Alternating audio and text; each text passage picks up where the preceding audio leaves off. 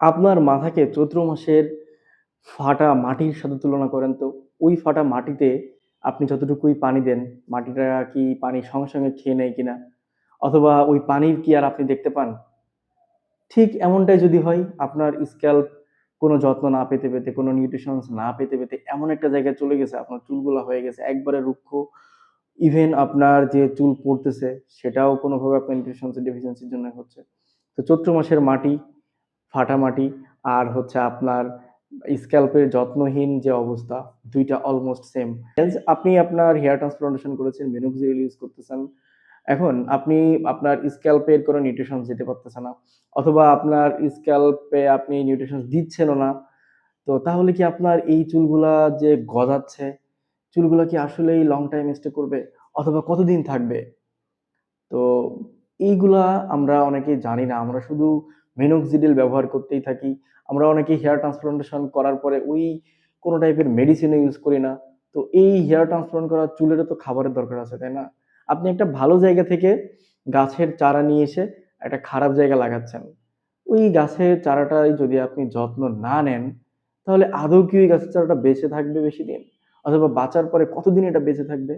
Same age আপনার চুলগুলা পিছনের সাইডে ভালো আছে।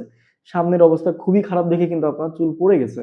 নিউট্রিশনস নাই, ওইখানে ফলিকলটা উইক হয়ে গেছে, ব্লাড সার্কুলেশন হয় না। যার ফলে হচ্ছে আপনার চুলগুলা পড়ে গেছিল। এখন ওই জায়গাতে আপনি আবার চুল রোপণ করতেছেন। এখন এই চুলগুলা কি আজীবনের জন্য থেকে যাবে কোনো যত্ন না নিলে? থাকবে না কিন্তু। তো আমাদেরকে বাস্তব অনেক অভিজ্ঞতার সাথে অনেক কিছু কম্পেয়ার করতে হবে। দেখেন, আপনি হেয়ার ট্রান্সপ্লান্টেশন করছেন মানে আপনার চুলটা লং টাইম থেকে যাবে এমনও না।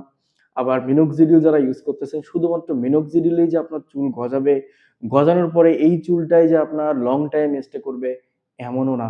যদি না আপনি প্রপার কেয়ার না নেন। মিনোক্সিডিলের পাশাপাশি আমি সবসময় আপনাদেরকে বলে থাকি কিছু নিউট্রিশনস এর দরকার হয় চুলের। যেগুলা হচ্ছে আপনার চুলের আসল খাবার। মিনোক্সিডিল আপনাকে চুল দিচ্ছে অথবা হেয়ার ট্রান্সপ্লান্টেশন করার পর আপনি চুল পাচ্ছেন। বাট এই চুলগুলাকে আপনার কিন্তু খাবার দিতে হবে।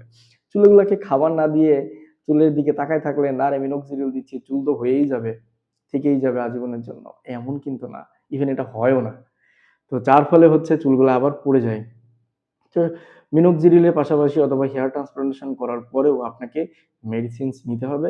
এই মেডিসিনস গুলো আপনি আপনার যেকোনো ভালো ডক্টরের থেকে সাজেশন নিয়ে নিতে পারেন। আমি আমার অনেক ভিডিওতে আপনাদেরকে বলে থাকি মাল্টিভিটামিন, ফিনেস্টেরয়েড, আবার অনেক টাইপের মেডিসিনস আছে, বায়োটিন আছে, হ্যাঁ? ভিটামিন ডি3 আছে, ক্যালসিয়াম আছে। অনেক টাইপের মেডিসিনস কিন্তু নিতে হয় শুধুমাত্র আমাদের এই চুলের যত্নের জন্য। চুলটা যেন যেটা হইছে সেটা যেন থেকে যায় তার জন্য। শুধুমাত্র মিনোক্সিডিলেই কিন্তু চুল থাকে না। তো চৈত্র মাসের ফাটামাটি আর আপনার শুকনা স্ক্যাল্প ২ টাই অলমোস্ট সেম। ২ টা কি যত্ন নিলে ২ টাতেই আপনার ফল আসবে। চৈত্র মাসের মাটিতে আপনি যদি লং টাইম পানি দিয়ে ভিজায় রাখেন, আবার যদি সেখানে ভালোমতো ওষুধ দেন, সার দেন, তাহলেও কিন্তু আপনার চৈত্র মাসের মাটিতেও আপনার গাছ জন্মায়, ফলও দেয়। আপনার মাথাতেও সেম এমনটাই হবে। তো আমি আশা করি আপনাদের ভিডিওটা অনেক উপকার হবে। কারণ আমি সবসময় আপনাদের উপকারের জন্য একটু হলেও চেষ্টা করি। ভালো থাকবেন সবাই, আমার জন্য দোয়া করবেন। ভালো লাগলে আমার ভিডিওটাকে লাইক করে রাখবেন, কমেন্ট করতে অবশ্যই ভুলবেন না। আসসালামু আলাইকুম। আল্লাহ হাফেজ।